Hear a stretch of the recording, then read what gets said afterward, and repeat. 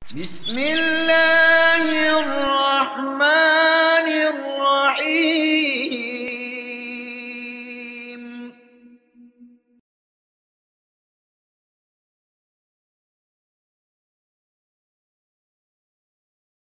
Assalamualaikum warahmatullahi wabarakatuh. Innal hamdalillah nahmaduhu wa nasta'inuhu wa nastaghfiruh wa na'udzu billahi min shururi anfusina wa min sayyiati a'malina. Man yahdihillahu fala mudilla lahu wa man yudlil fala hadiya lahu. وأشهد أن لا إله إلا الله وحده لا شريك له وأشهد أن محمدا عبده ورسوله.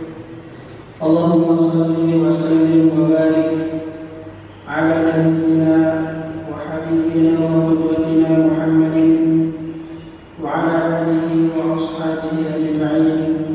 أما بعد. Bapak-bapak, ibu-ibu, hadirin hadirat jemaah salat subuh yang dirahmati Allah Subhanahu wa taala.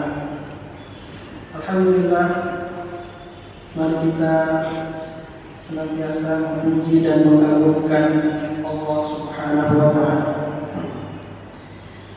dan mengucapkan syukuran kita kehadiratnya atas segala nikmat dan karunia yang tidak pernah terputus yang Allah berikan kepada kita. Tamunya nikmat iman, nikmat Islam yang merupakan nikmat yang paling berharga, nikmat yang paling agung yang Allah Subhanahu wa taala berikan kepada seorang hamba-Nya.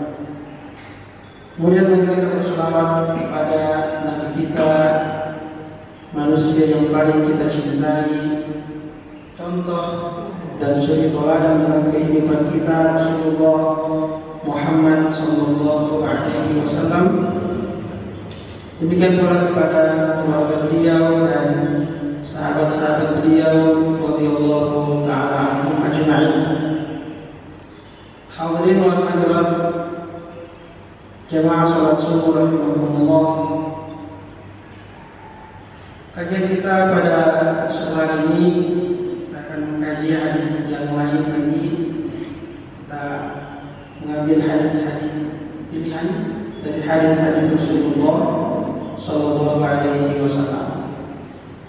Yang lalu kita telah menyelesaikan kajian tentang 7 golongan manusia yang mendapatkan naungan Allah pada hari kiamat, pada mahsyar. Hari tidak ada lagi naungan kecuali naungannya Allah Subhanahu wa taala. Hadis kita pada sore hari ini masih tentang 7 perkara, yang memberikan hadis dan juga berbicara tentang 7 perkara. Dari Abu Hurairah radhiyallahu taala anhu bahwasanya Rasulullah sallallahu alaihi wasallam bersabda, "Ijtanibu as-sab'a al-mubiqat." Tinggalkanlah, jauhilah 7 perkara yang membinasakan. Asyirku billah, was-sihru, wa qatlu an-nafs allati harrama Allah illa bil-haqq, wa aklu ar-riba, wa aklu mal al-yatim, wa at-tawalli wal-sihr, wa qadful muhsanati al-mu'minati al-ghafilat. Muttafaqun alaih. Hadis ini diriwayatkan oleh Bukhari dan Muslim. Jauhilah 7 perkara yang membinasakan. Yang pertama kata Rasulullah sallallahu alaihi wasallam, asyirku billah. Syirik kepada Allah, mempersekutukan Allah dengan sembahan yang lain. Yang kedua kata beliau, as-sihru, sihir, perbuatan sihir. Yang ketiga, qatlun nafsi allati harrama Allah illa bilhaq, membunuh satu jiwa yang diharamkan oleh Allah Subhanahu wa taala tanpa alasan yang benar. Yang keempat, aklul riba, memakan riba. Yang kelima, aklul malil yatim, memakan harta anak yatim. Yang keenam, at-tawalli yawm az-zahf, lari dari medan pertempuran. Dan yang ketujuh, qadfu al-muhsanati al-mu'minati al-ghafilat, menuduh wanita beriman yang baik-baik, yang menjaga diri dengan perbuatan zina. Muttafaqun alaihi, hadis ini diriwayatkan oleh Al-Bukhari dan Muslim. Kita akan bahas satu persatu insyaallah 7 perkara yang membinasakan ini. Kata Rasulullah sallallahu alaihi wasallam, ijtani as-sab'a al-mubiqat. Jauhilah. Jauhilah artinya jangan mendekat. Ungkapan jauhilah ini adalah merupakan ungkapan yang memiliki makna yang mendalam. Bahwasanya perkara-perkara ini tidak hanya sekedar tidak dilakukan, tapi kita harus menjauhinya. Artinya meninggalkan sebab-sebab yang bisa menjatuhkan kita ke dalamnya. Nah, ini banyak sekali dalam Al-Quran Al-Karim dan hadis-hadis Rasulullah Sallallahu Alaihi Wasallam. Banyak perintah atau larangan dengan uslub, dengan ungkapan seperti ini. Seperti misalnya dalam Al-Quran dikatakan wala taqrabu az-zina. Janganlah kalian mendekati perbuatan zina. Tidak dilarang melakukannya saja, tapi mendekatinya pun dilarang. Artinya jangan melakukan perbuatan-perbuatan yang bisa menyebabkan kita terjatuh dalam perbuatan zina. Begitu pula dengan hadis ini, ijtani itu as-sab'a al-mubiqat, jauhilah. Artinya jangan sama dengan tadi la, jangan mendekat. Jadi jauhilah, jangan mendekat, sama maksudnya. Artinya semua perbuatan-perbuatan yang bisa menjatuhkan kita atau hal-hal yang bisa menjatuhkan kita ke dalam perbuatan yang terlarang itu pun harus kita jauhi. Harus kita jauhi. Nah, itu dalam Islam ada kaidah yang menyebutkan bahwasanya jika Allah Subhanahu wa taala mengharamkan sesuatu, maka sebab yang menjatuhkan pada sesuatu yang diharamkan itu pun harus kita jauhi. Ya. Ada yang biasa disebut ulama dengan saddu ad-dara'i. Saddu ad-dara'i, menutup semua pintu-pintu yang bisa menjatuhkan kita ke dalam kesalahan. Jadi jalannya ditutup memang. Jangan sampai kita menempuh jalan yang ujungnya adalah nanti pelanggaran terhadap aturan-aturan Allah Subhanahu wa taala. Nah, itu Islam adalah agama yang sifatnya preventif. Ya. Tidak hanya kemudian melarang sesuatu, tapi juga memperingatkan kita untuk tidak mendekati sesuatu itu, tidak berada di sekitarnya. Kalau dalam hadis tentang halal dan haram, Rasulullah SAW mengatakan innal halala bayyin wa innal harama bayyin wa bainahuma umurun mushtabihat la ya'lamuhunna katsirun minan nas. Yang halal itu sudah jelas, yang haram sudah jelas. Ada wilayah di antara halal dan haram yang sama-sama, yang kebanyakan orang tidak tahu apakah ini halal atau ini haram. Orang ragu-ragu. Yang tahu adalah para para ulama. Ya, orang awam kebanyakan yang ragu. Orang bertanya ini boleh atau tidak ini? Kalau kita bertanya berarti kita ragu. Ya. Karena yang jelas halal pada umumnya orang tahu. Yang jelas halal juga pada umumnya orang tahu. Nah, wilayah yang abu-abu yang sama-sama di antara halal dan haram itulah wilayah yang orang kebanyakan tidak tahu. Maka orang mesti bertanya. Faman ittaqa syubhati faqad istabra li dinihi wa 'irdihi. Siapa yang menjaga diri dari perkara syubhat, karena syubhat ini kan sama-sama. Bisa saja merupakan jalan yang menjatuhkan ke dalam pelanggaran. Maka kalau dia sama-sama, kalau dia tidak jelas, jangan dilakukan. Karena belum jelas. Sampai yang jelas antara dia halal atau dia haram. Kata Nabi, faman ittaqa syubhati, siapa yang menghindari perkara yang syubhat, faqad istabra li dinihi wa 'irdihi. Maka dia telah menyelamatkan agamanya dan kehormatan dirinya. Waman waqa'a fi syubhati waqa'a fil haram. Siapa yang terjatuh dalam perkara yang syubhat, sebenarnya dia ragu-ragu ini boleh atau tidak. Kerjakan saja. Kan belum jelas juga. Kan kita harus kalau belum jelas yang dilakukan. Ya. Ada orang yang waqa'a fi syubhat. Ya. Dengan mumpung kita juga belum tahu secara jelas, kerjakan saja. Nah, kata Nabi, man waqa'a fi syubhat waqa'a fil haram. Siapa yang jatuh dalam perkara yang syubhat, baru jatuh dalam perkara yang haram. Karena dia katakan jatuh dalam perkara yang haram karena melakukan syubhat itu saja sudah terlarang. Ya. Kalau masih syubhat, maka kita dilarang melakukan. Karari ja'a haula al-khimah. Seperti seorang pengembala kambing mengembala di sekitar tempat terlarang. Jadi wilayah tempat terlarang, tidak boleh mengembala di sekitar sini. Dia pergi dekat-dekatnya. Ya. Maka yusyik wa yarta'i.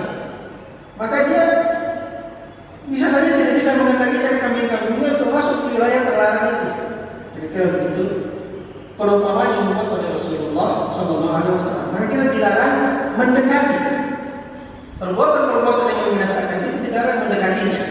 Kita harus menjauhinya, meninggalkan sebab-sebabnya, agar kita lebih aman untuk tidak terjatuh dalam perkara yang diharamkan.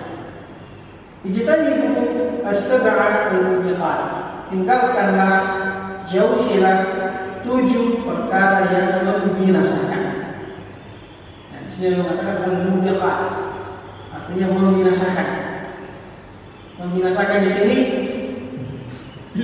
tentu maksudnya bukan kalau kita kerjakan kita mati. Bukan kebinasaan seperti itu. Tapi yang dibinasakan di sini adalah agama kita yang dibinasakan, iman kita yang dibinasakan. Kalau sampai kita terjatuh dalam 7 perbuatan ini yang kemudian disebut oleh para ulama sebagai dosa-dosa besar. Jadi 7 perbuatan yang dilarang ini adalah dosa besar karena Nabi mengatakan sebagai perkara yang al-mubiqat, perkara yang membinasakan seseorang, membinasakan agamanya, membinasakan imannya. Karena iman itu akan rusak dengan kemaksiatan. Iman akan terkikis dengan kemaksiatan yang kita lakukan. Kemaksiatan yang kecil saja, dosa-dosa kecil saja itu sudah cukup untuk mengikis iman seseorang. Apalagi kalau melakukan dosa yang besar. Ya.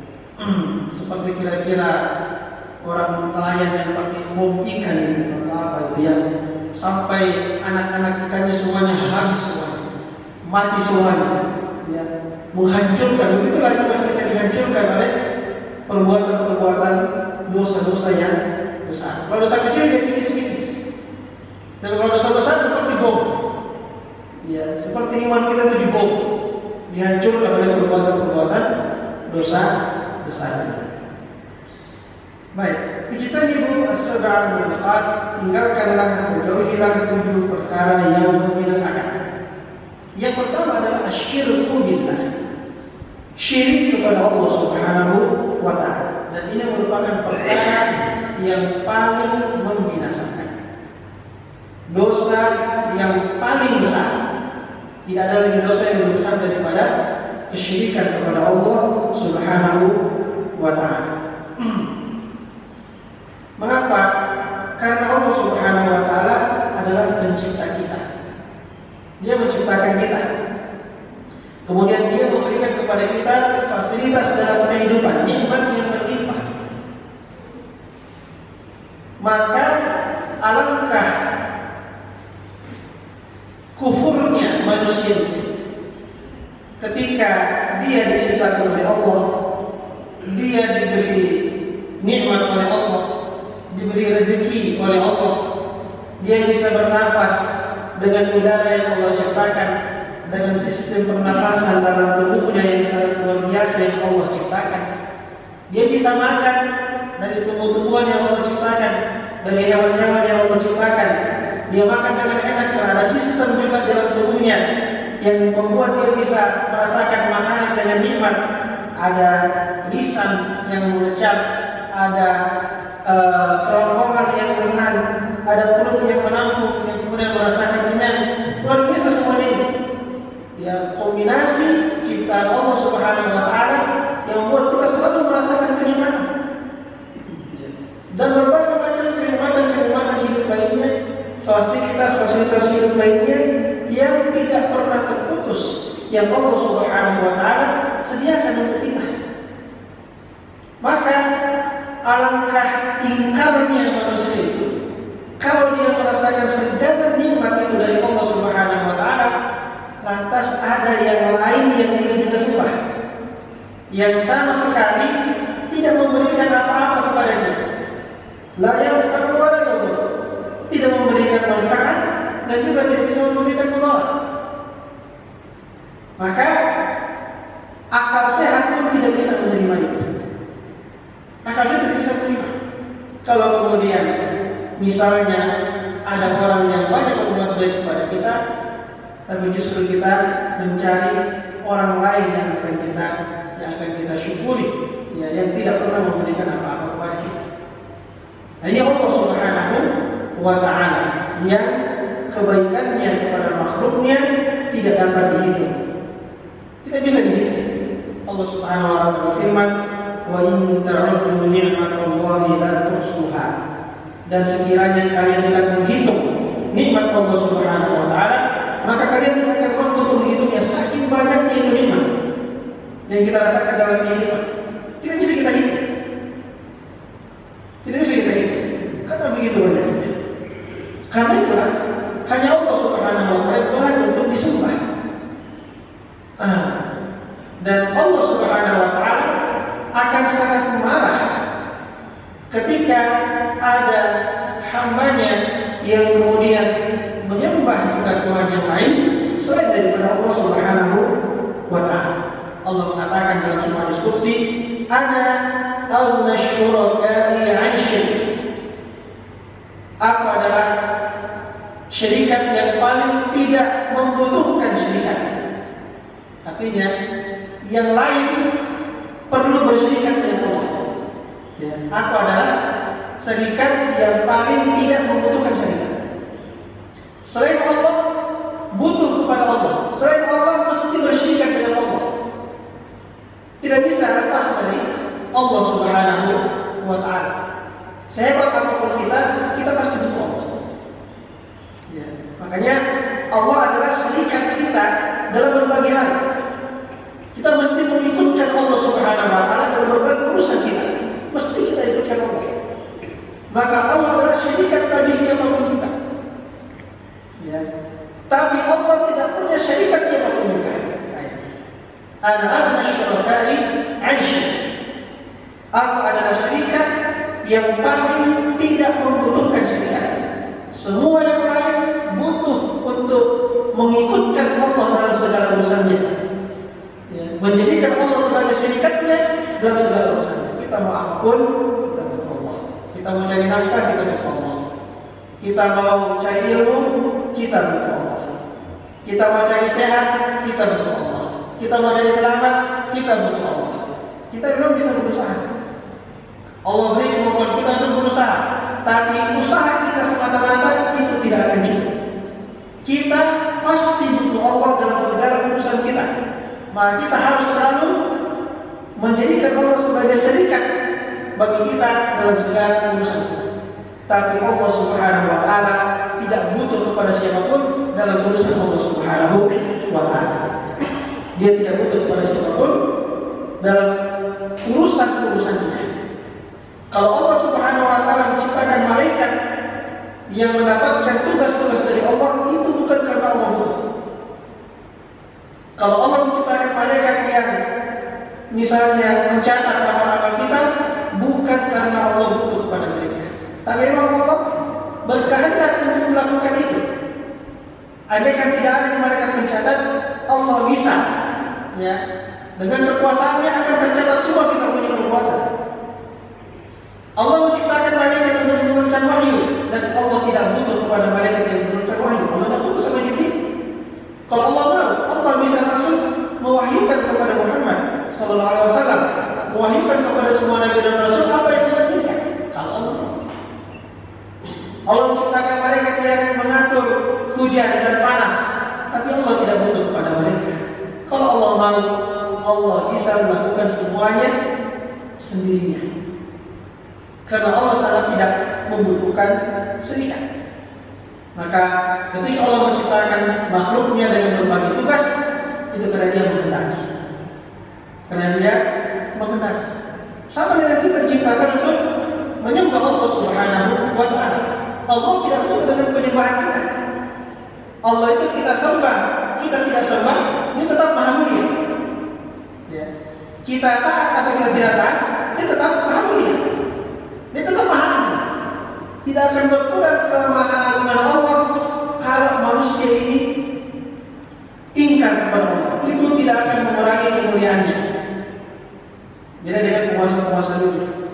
Kalau penguasa dunia dijauhi oleh rakyatnya, habis dia.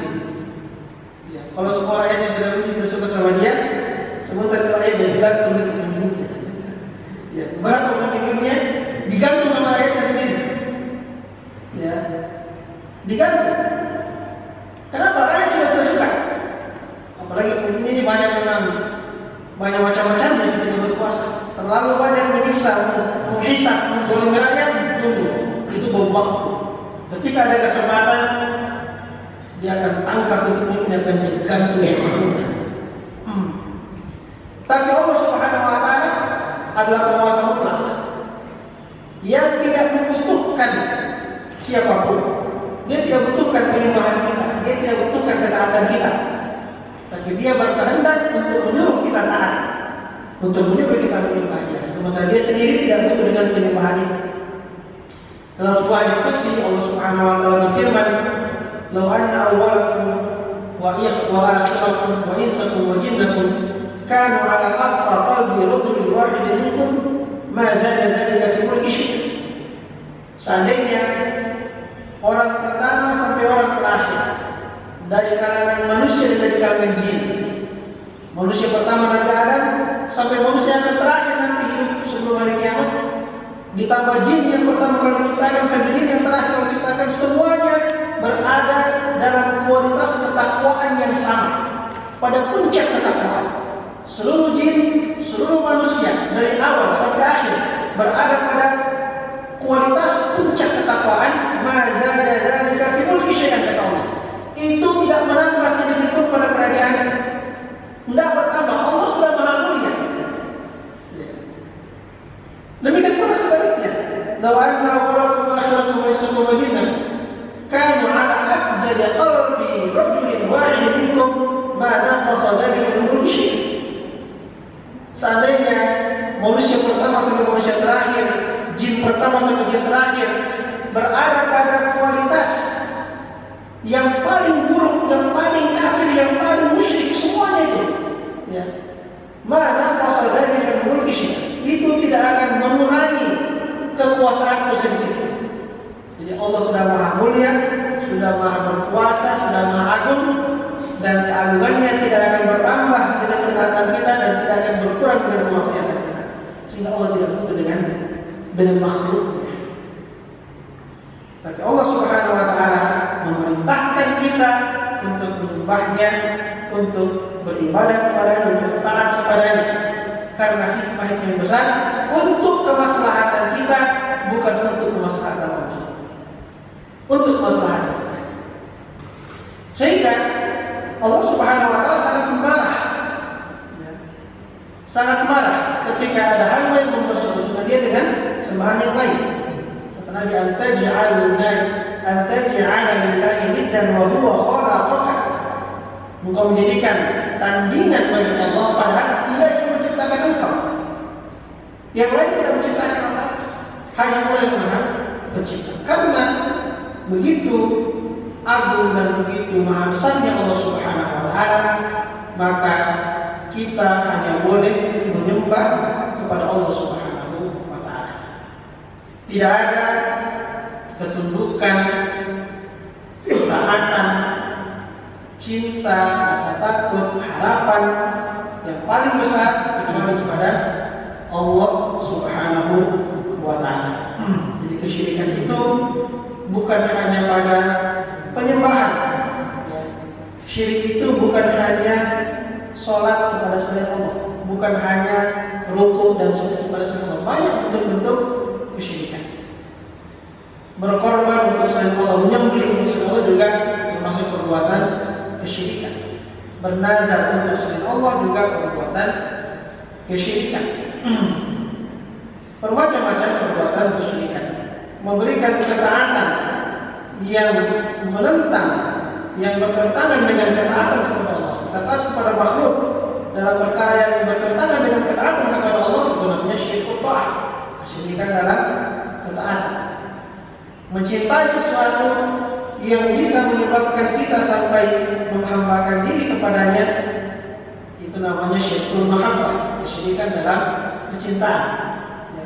Takut kepada sesuatu yang membuat kita sampai bisa menghambakan diri kita kepada apa yang kita takuti, itu juga namanya kesyirikan, namanya syirkul khauf, syirik dalam rasa takut.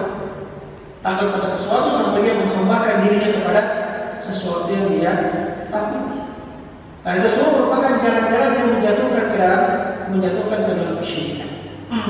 Mengapa dalam orang Mesir menyembah Firaun? Karena mereka takut sama Firaun.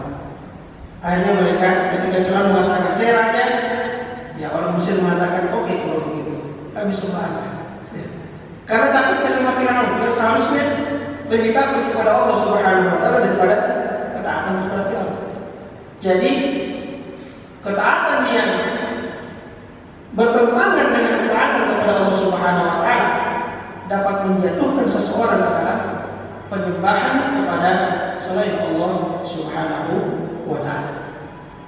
Saya kira ini pengantar untuk pagi hari ini tentang kesyirikan. Kita bicara kesyirikan memang sangat luas sekali, ya.